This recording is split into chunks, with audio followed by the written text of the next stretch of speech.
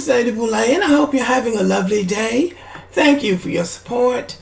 Thank you for subscribing to the channel. Thank you for your thumbs up, for your comments, and thank you for sharing the videos. Thank you for all you do to support the channel. And yes, we are commanded to love one another, whether we want to or not, or whether we agree with each other or not. So there's been a discussion in social media about cultural appropriation. And Black Americans get their backs up about what they call cultural appropriation because people dip in and out of our culture at will and then don't want to give us credit for it. So the main reason that Black people complain about cultural appropriation is that a white woman will go and braid her hair just like a Black woman, and then white people will say, oh, these are this white woman's braids, when the white woman copied it from Black people. And then they're saying white people been wearing braids all the time. You might be wearing braids, but you haven't been wearing cornrows because your hair won't hold cornrows. So you might have had two braids, but that's not the same as doing a head full of cornrows or box braids. So you got the picture. Black people get upset about it because other people want to dip into the culture, do things that began and originated with Black people, and then want to say that everybody's been doing it, or that they've been doing it since the Vikings, and you know good and well they're lying. So I saw a TikTok video, and I can't find it now, of a white woman coming on saying, well, since Black women were talking about white women wearing box braids, culturally appropriating Black culture, Black women wearing blonde hair was culturally appropriating white women. And I had somebody to respond to one of my tweets on Twitter saying the same thing, that Black people, that Black women wearing blonde hair was culturally appropriating white women. And I beg to differ.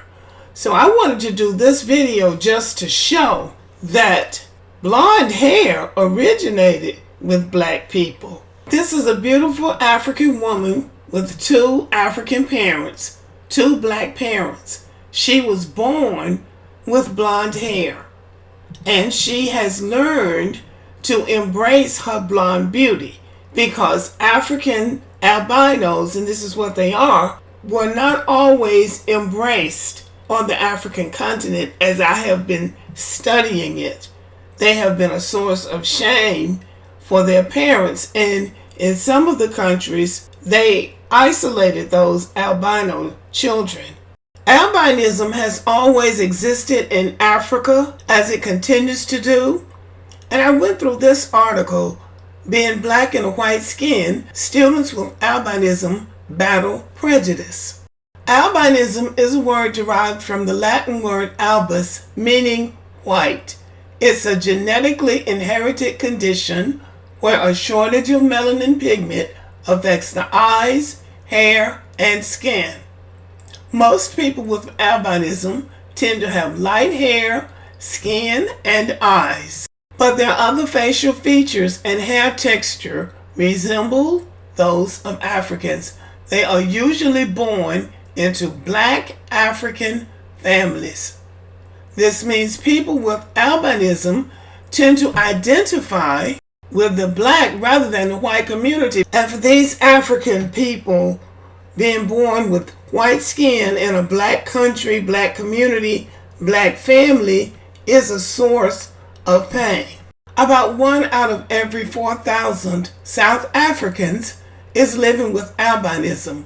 Although the dangers aren't as great in South Africa as for those in countries such as Tanzania, Kenya, and Zimbabwe, people with albinism still struggle with stigma and discrimination.